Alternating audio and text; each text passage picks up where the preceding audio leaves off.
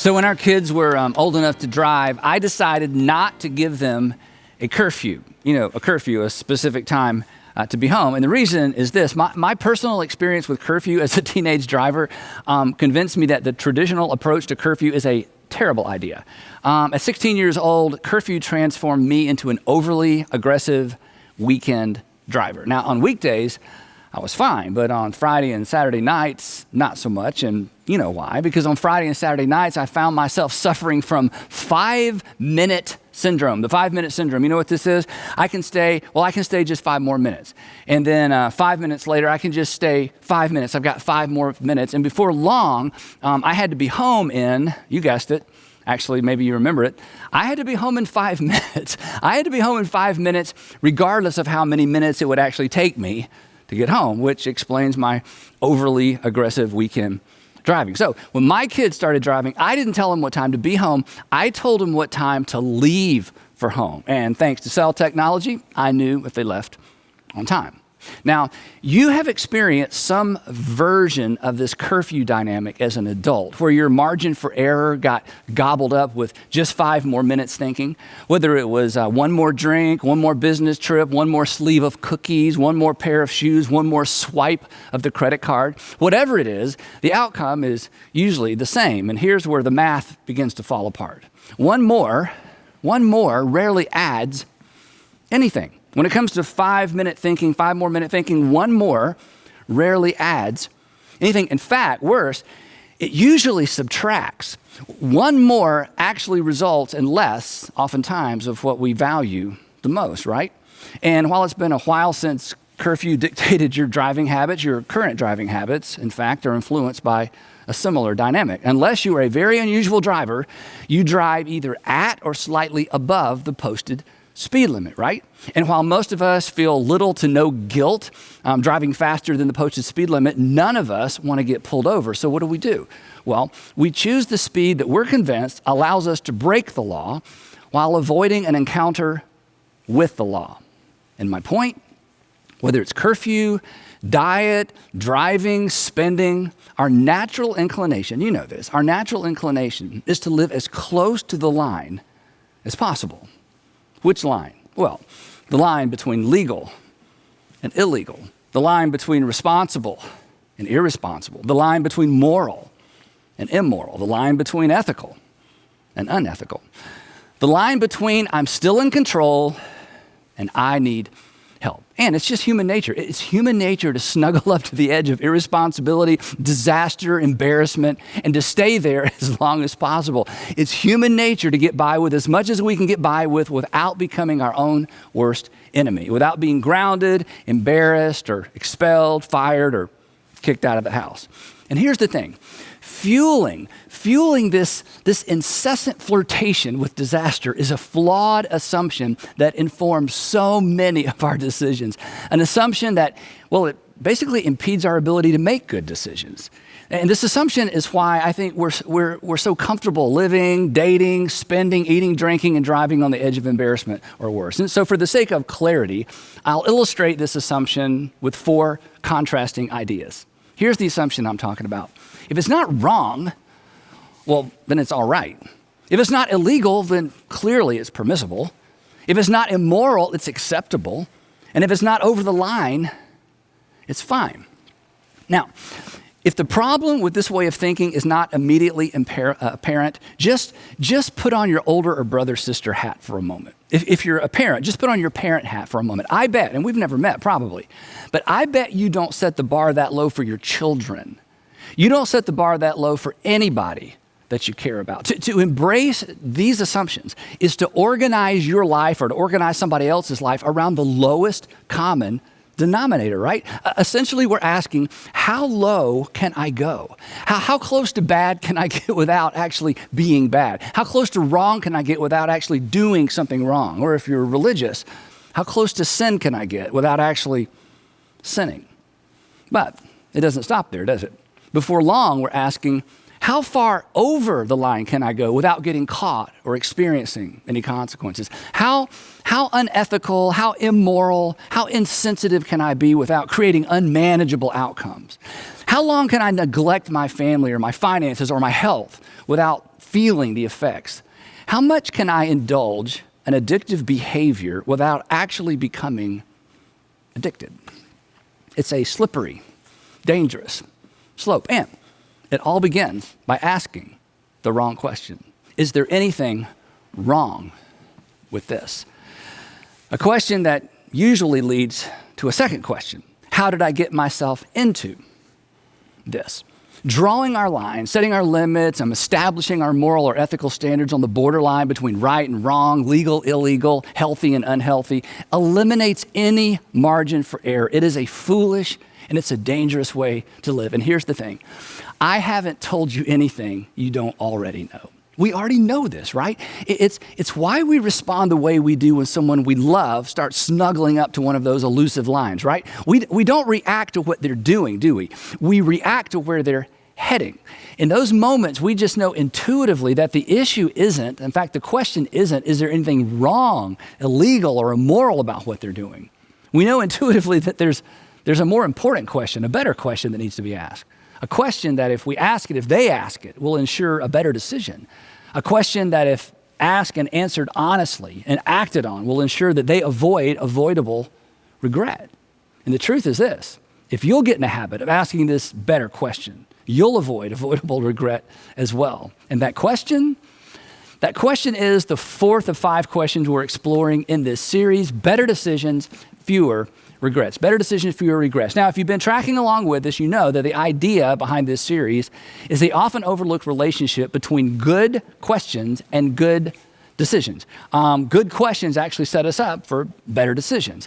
It could be argued that the decisions you make are no better than the questions that you ask. And I'm absolutely convinced that if you will ask and if you will answer honestly and if you will act on your answer to these 5 questions, you will make better decisions and consequently you will be forced to live with fewer regrets. Your life will be better and the people who look to you, the people who depend on you, their lives will be better as well because we aren't the only people impacted by our decisions, are we?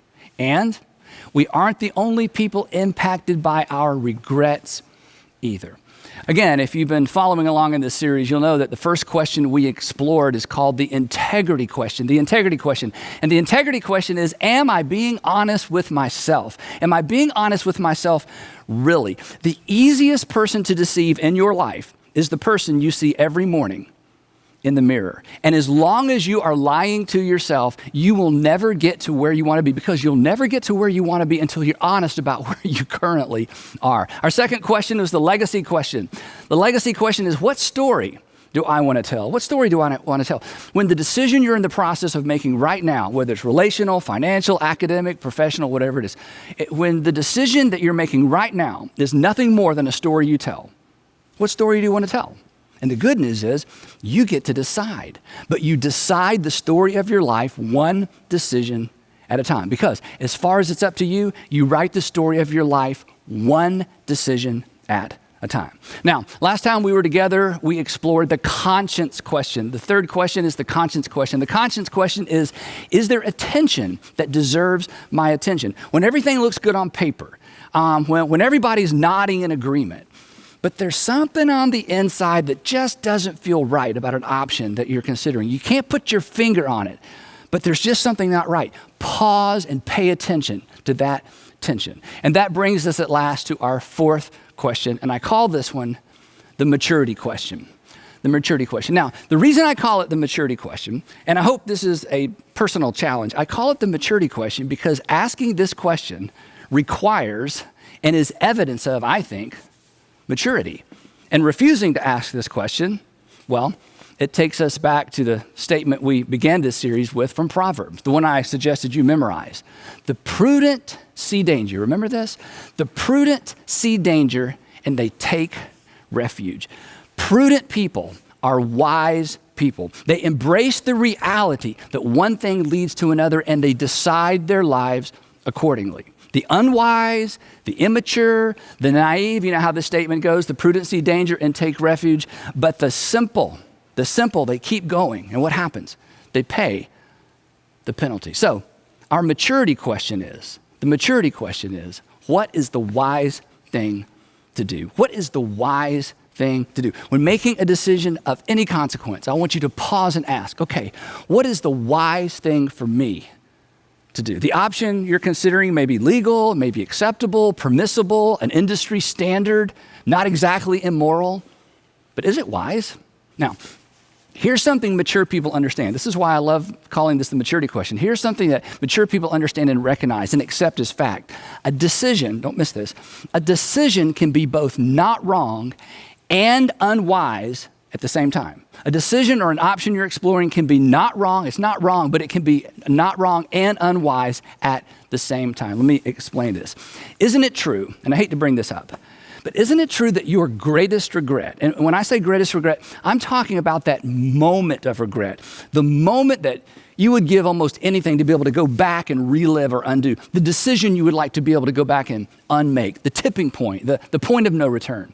That moment, isn't it true that your greatest regret was preceded by a series of unwise decisions? They weren't wrong, they weren't illegal, they weren't necessarily immoral, but looking back, they were terribly unwise. And that series of unwise decisions paved the way, think about it, paved the way to the moment in time you've regretted ever since. So, to avoid 5 more minute syndrome, to create moral and ethical and financial margin, ask of every invitation, every opportunity, every option that comes your way, what is the wise thing for me to do? What is the wise thing for me to do? Now, the Apostle Paul spells this out for us in the letter that he wrote to Christians living in Ephesus. We call it the book of Ephesians. And here's what he writes, and he goes right to the heart of this tension that all of us live with and really that all of us wrestle with every single day. Here's what he writes. He says, be very careful then how you live. Be very careful then how you live. Not as unwise, here's our word, not as unwise, but as wise, making the most of every opportunity because the days are evil. So, while a lot has improved since the first century, apparently human nature has not. Ancient folks and us modern folks are equally prone to live carelessly and unwisely, to snuggle up to the edge of disaster and pretty much stay there as long as possible. And the Apostle Paul comes along and he says, stop it. I want you to be careful how you live. Don't be careless. This is the grid through which we are to evaluate every invitation, every opportunity that comes our way, financial, relational, professional, academic, whatever it might be. And thus our question, what is the wise thing to do? Paul continues with a bit more explanation. He says, making the most of every opportunity. Literally, in the Greek, this phrase could be translated literally redeeming or ransoming the time. Redeeming or ransoming the time. This is where the English word opportunity comes from. Don't you wish, think about this, don't you wish you could go back and reclaim or redeem all the time you wasted on bad decisions, along with all the time you had to spend making up for those bad decisions? I do. And for you, that may be just a few weeks or weekends scattered around your past, but it might be an entire season of your life. Either way, imagine having the opportunity to relive or re-spend or reallocate those days, weeks, or even years, not to mention the money. I mean, what if you had an opportunity to go back and invest that time in more productive, healthy, life-giving activities? Imagine where you'd be today. And I know this is hard. As painful as it is to think back and to look back, it's necessary in order to appreciate the invitation embedded in the Apostle Paul's words, because here's what he's doing. Paul is inviting us to invest our time wisely from this moment forward, from this day forward. You are invited to make the most of or to redeem or to leverage your most valuable asset, your time, to invest your time in a way that actually propels you forward toward a preferred future. But he's not through. Then he tacks on this kind of odd warning. He writes, he's making the most of every opportunity because the days are evil. Evil days. What's he talking about? Well, you know this. We don't live in a morally, ethically neutral culture, do we, right? I mean, think about it. When is the last time you heard or saw or even read an ad that encouraged you to be careful, to be wise, to be self-controlled? I'm guessing maybe never. I mean, has a sales associate ever suggested you go home and think it over before making a purchase? Probably not. Which means, and this is Paul's point, this is on us. We aren't going to get much help from culture. The friends around us, maybe, but not culture. The gravitational pull of culture is what? It's now, not later. It's more, not less. This is why our fourth question, practically speaking, may in fact be the best question ever. It's why I call it the maturity question. So, in an attempt to anchor your conscience to our fourth question, I want to suggest that you ask this question from three perspectives: your past, your present, and your future. In fact, this is the version I taught my children when they were growing up, and this is the version of the question I've taught some of you before. In light of my past experience, my current circumstances, and my future hopes and dreams, what is the wise thing for me to do? In light of my past experience, my current circumstances, my future hopes and dreams, what is the wise thing for me to do? Now, I imagine you're familiar with the little quip that says, those who can't remember the past are condemned or are doomed to repeat it. You've heard that before. Well, on a personal level, it could be restated this way. Those who don't pay attention to what got them into trouble yesterday are liable to wind up in the same trouble tomorrow. It's not as catchy, but you get the point. The point being this: our past, our personal past, predisposes us to specific temptations, addictions, blind spots, just to name a few, right? Temptations, addictions, and blind spots that may not be temptations, addictions, or blind spots to anybody else. So, in light of your past experience, in light of your personal past experience, what is the wise thing for you to do? Every decision, every invitation, every opportunity that comes your way needs to be filtered through that question. I have a friend, I'll call him Steve, and Steve received some really unsettling advice about halfway through his premarital counseling with his soon-to-be wife, Shauna. The counselor said to Steve, "Steve, in light of your family history, when you and Shauna return from your honeymoon, you need to come back and see me alone." Then it got worse. The counselor said, "I want to introduce you to another counselor who specializes in family systems." Now, like most men, I mean, I can identify with this. Steve felt like he'd already gone the extra mile by attending and paying for 4 premarital sessions with his counselor. And, now this. And Steve's next question was the question I think most of us would have asked. How long is that going to take, right? His counselor smiled. He told me this story. His counselor smiled and said, "Well, probably several months." Of course, Steve is stunned. He was shocked. Actually, he said he got mad. And here's the quote I love. He said, "I got so mad, I pretty much confirmed my need for more counseling." And their counselor recognized that Steve and Shauna were not going to be grappling with typical first-year marriage problems. They were about to hit the buzzsaw of Steve's pre-existing condition, his past. Now, fortunately, Steve did what very few men, in my experience, are willing to do. 2 weeks after the honeymoon, he's back in the counselor's office alone. Why? Well, in light of Steve's past experience, it was the wise thing for him to do. Think about it. It wouldn't have been wrong not to go back. It wouldn't have been illegal or immoral not to go back. But Steve would tell you, it certainly would have been unwise. That was years ago. He's convinced that second round of counseling saved his marriage. His words, "I would have blown it up and blamed her." So, what about you? In light of your past experience, what is the wise thing for you to do? Financially, professionally, academically, where are you set up to fail because of something in your past, perhaps something you had no control over? In light of your personal past experience, what is the wise thing? Not the get by thing, not the what everybody else is doing thing. What is the wise thing for you to do? In light of my past experience and then my current circumstances. Now, you know this. Life is seasonal, right? So you owe it to yourself and the people around you to take your current emotions, your current state of mind into account whenever you're making a decision. Most of my apologies stem from my propensity to react in the moment, to the moment. When I wait, my responses are better. When I wait, my responses are more polite. When I wait, my responses are more accurate. When I'm mad, the wise thing for me to do is nothing. So when asking our fourth question, we would do well to take into account what's going on right now. In light of your current circumstances, in light of your current state of mind, what's the wise thing for you to do? Did you just get out of a relationship? Would it be wrong to jump back into another one? No. But in light of your recent circumstances and the emotions trailing along behind, is it the wise thing for you to do? Remember, our greatest regrets, and I'm talking about usually our greatest relational regrets, our greatest regrets are almost always preceded by a series of unwise decisions. Jumping back into the dating game on the heels of a divorce or a breakup is usually a gateway decision. It leads to regret. In light of your current circumstances, what is the wise thing for you to do?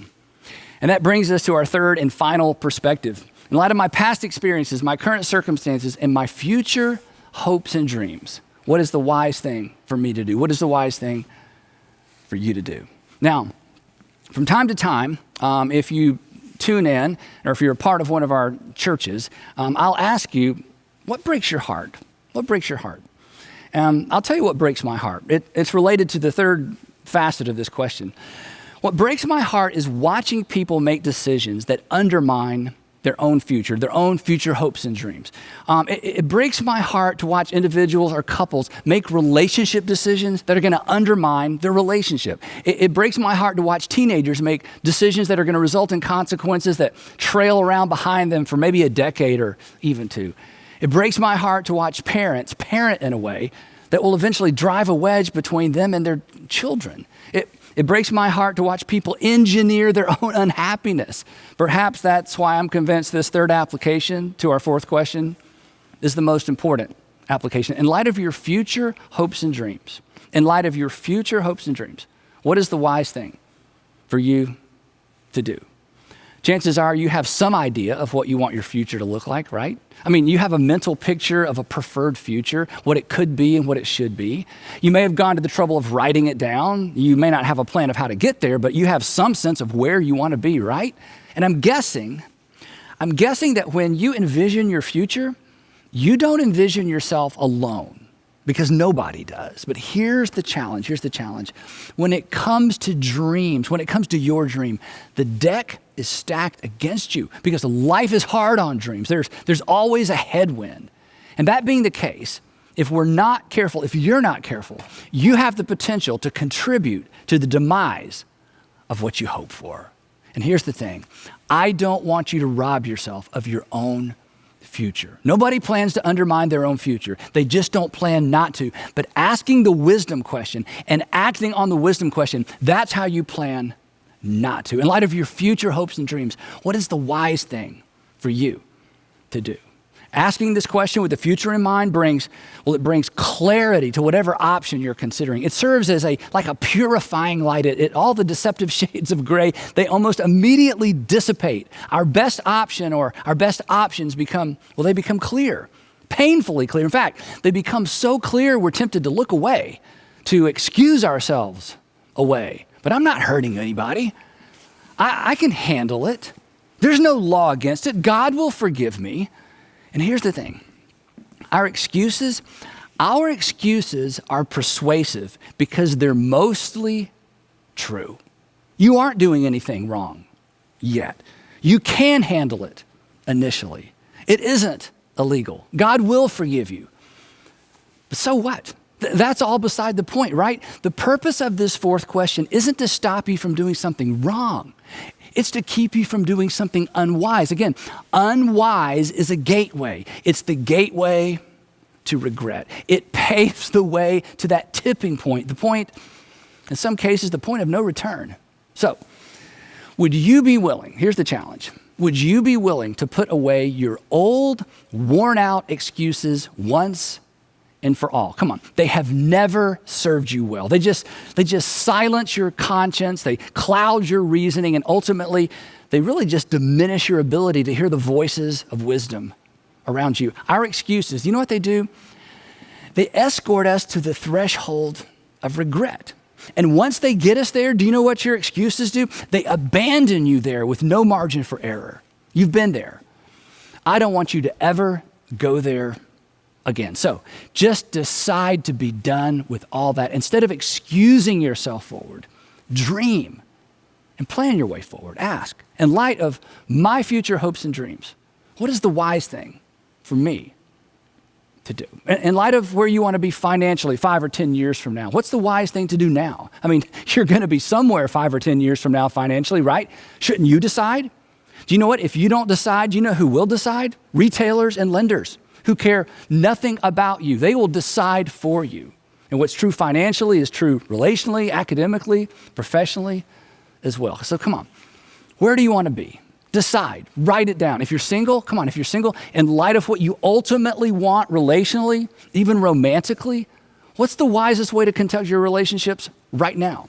What are you doing now? Think about it. What are you doing now that has the potential to rob you of your preferred future relationally? Now, that's a hard question to answer honestly, which takes us back to our first question in this series. Really, are you being honest with yourself? Are you being honest with yourself? Really? Are your relationships, come on, are your current relationships paving the way to your preferred relational future? Or are they escorting you to a place you don't want to be? A place you swore you would never go. In light of what you want later, what is the wise thing to do right now? If you're married and you're planning to go the distance with your spouse, to finish together, to maybe enjoy grandchildren together, what can you do right now to facilitate that dream? What or who puts that dream at risk? What is the wise thing to do as it relates to protecting your marriage? You have children? Come on, what do you envision for your children in the future? What do you envision in terms of your relationship with your children in the future? What's the wise thing to do right now to protect that dream? Here's the thing, you know this. Everybody ends up somewhere in life, right? I want you to decide to live and to end up somewhere on purpose, and wisdom paves the way. Now, when teaching this question to university students or high school students, I always encourage them to commit the following little rhyme to memory. It goes like this. I wrote this many, many years ago. There's good and there's bad, but that's not my cue, but rather, what is the wise thing to do? There's good and there's bad, but that's not my cue. In other words, good and bad, that's no longer the filter through which I'm making decisions. My filter is better than that. There's good and there's bad, but that's not my cue, but rather, what is the wise thing to do? Don't settle for good. Don't settle for legal, permissible, acceptable, or even tolerable. If you do, you'll eventually find yourself living dangerously close to regret. You're better than that. You deserve better than that. Your family, the people who depend on you, they deserve better than that. Think about this. You are a unique blend. You are a unique blend of past experiences, current circumstances, and future hopes and dreams. And this question, the wisdom question, allows you to customize the decision-making process to your specific professional, financial, relational, or academic aspirations. So ask it. Ask it even if you don't plan to act on it. What is the wise thing for me to do? You owe it to yourself to know. I think you owe it to the people depending on you to know as well. So one last time. In light of your past experience, your current circumstances, and your future hopes and dreams, what is the wise thing for you to do? And we'll pick it up right there next time as we explore our fifth and final question, the relationship question. Now, before you go, of course, 3 questions to keep this conversation going or to get a conversation started. Question number one. Does this statement ring true for you? Our excuses escort us to the threshold of regret and abandon us there with little margin for error. I want you to just talk about that statement. Does that ring true for you? Can you think of an example that you might even be willing to share with the people you're watching with? Number 2, when making a decision, why are we or why are you more prone to evaluate options through the filters of legal, moral, ethical, and acceptable than through the filter of wisdom? I mean, again, nothing I talked about today is even probably new for you, right? We know this. But why are we so prone to ignore wisdom and to go to these other filters? Number 3, would you commit to asking, not acting on, okay? That's later maybe. But would you at least commit to asking the wisdom question for the next 7 days every time you make a decision? You don't have to act on it, okay? But would you be willing to commit to asking the wisdom question, what is the wise thing for me to do for the next 7 days every single time you make any major decision. Now, I'm passionate about this because I was raised on this question. In fact, I raised my kids on this question. As many of you know, this question actually permeates our children and students' curriculum at all of our churches. We want to raise a generation of students who walk wisely because the days are evil. But, come on, the best way to ensure that the next generation gets this right is for them to see this generation get this right. So let's walk wisely. If we do, we will make better decisions. And we will certainly be left with fewer regrets. I'd love to pray for us. Heavenly Father, it's so simple. Nobody's arguing with this. We've been on both sides. We've benefited from being wise. We've paid the price for being foolish. So give us the courage to ask this question. I pray, Father, for everyone listening or watching, that this week, for the next 7 days, you would bring this question to mind and that this would become a habit for life. What is the wise thing for me to do? And I pray all of this in the matchless name of Jesus. Amen.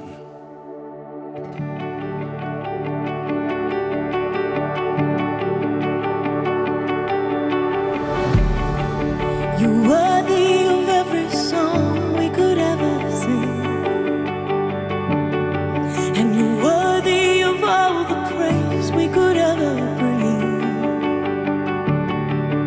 Worthy of every breath we could ever breathe. We live for you.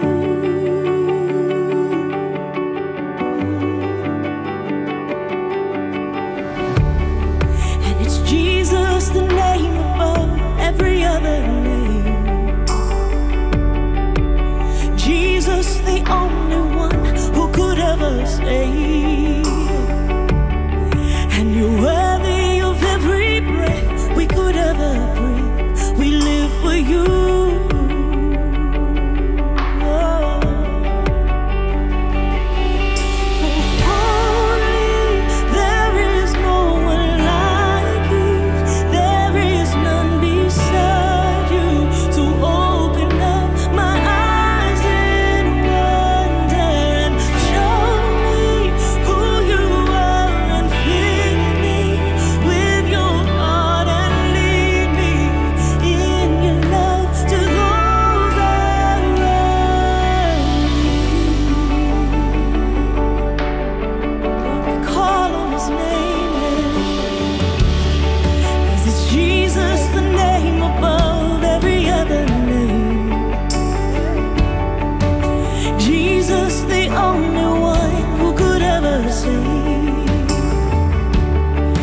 You were